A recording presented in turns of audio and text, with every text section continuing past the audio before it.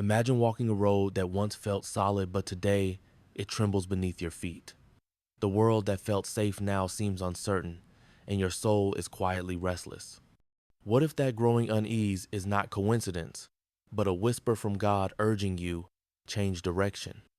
What if God has been trying to get your attention, not by dreams or grand miracles, but through gentle nudges, doors closing, opportunities slipping away, your heart growing heavy? What if all those small alerts are His way of guiding you toward a life of deeper purpose? Stay with me. What you're about to discover could transform frustration into freedom, fear into faithful obedience.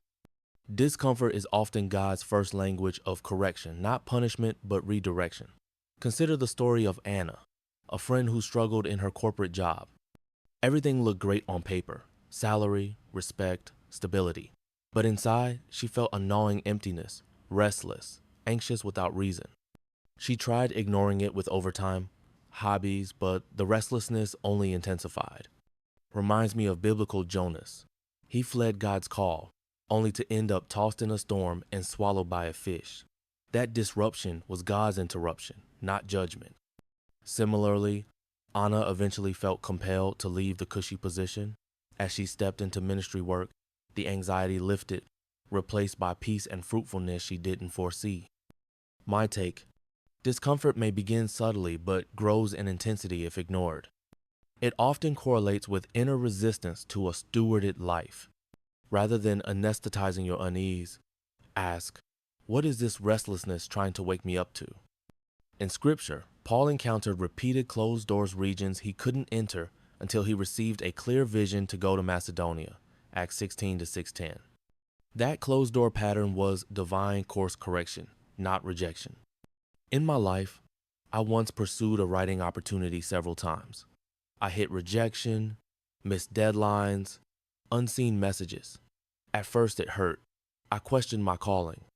But eventually I pivoted, started coaching writers instead. Doors then flung open, students came, published works emerged. That closed door saved me from an assignment not meant for me and prepared me for a mission that was. New insight. Closed doors often feel like failure, but God's no is cosmic redirection. Instead of fighting every wall, step back, pray. Is this closed door your kindness, Lord?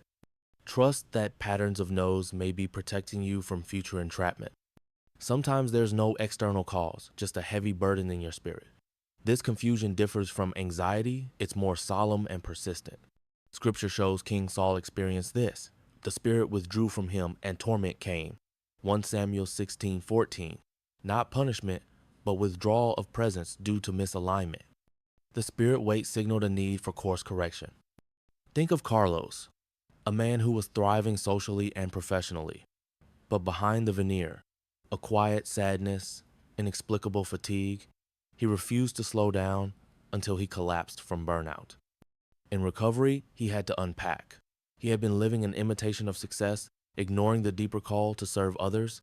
That heaviness, God's invitation to rest and realign. Tips to discern: pause in stillness. Ask, what's this heaviness showing me? Differentiate spiritual burden from stress. Spiritual feels deeper, less tied to tasks. Seek quiet spaces, prayer, journaling. Trusted mentor to interpret the promptings. Jesus taught, every branch that bears fruit he prunes, that it may bear more fruit. John 15:2. Painful divestment often precedes new seasons of growth. Consider Mariana, who had a thriving ministry project for years. Then funding dried up. Key partners left. Her heart lost passion for the work. She wrestled with God. Am I giving up now? But as she stepped back, God redirected her gifts to underserved communities. Her new calling yielded lives changed in ways her former work never did. This is not mere loss, but divine cultivation. The tasks, relationships, or environments that once lifted us may now be limiting us. Reflective questions. What once energized me but now drains me? What projects, people, roles have begun to feel hollow, yet still hold my energy? Could God be pruning this season so something more fruitful emerges? Many fear moving forward. Fear is normal. But when God says not here anymore, we either stay in limbo or step into His better plan. Recall Joseph, sold into slavery, betrayed, forgotten. Yet those painful events positioned him to save a nation. What felt like derailment was divine launchpad, a real-life testimony. Isabel's long-term relationship, seemingly ideal, began to crumble. She tried fixing it, communicating more, investing financially, changing routines, but still something felt off. That weight on her spirit wouldn't leave. Finally, she left. Painful? Yes. Distrusting God?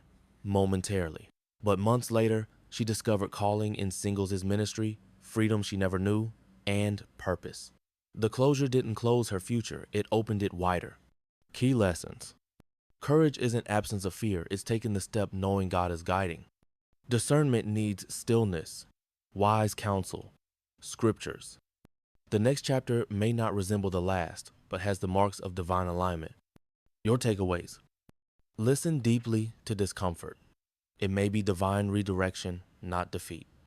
Celebrate doors that close. They often protect you from wrong paths. Observe spiritual heaviness. Pause, pray, differentiate from stress or fear. Notice opportunity decline. God may be pruning you for a new season. Step courageously when confirmed. Trust, not pressure. Leads transformation. A call to action. If today you sense the weight on your spirit, or a closed opportunity, or a door subtly shutting, pause. Pray. Ask God, what needs to change? Where are you inviting me? Obey with faith.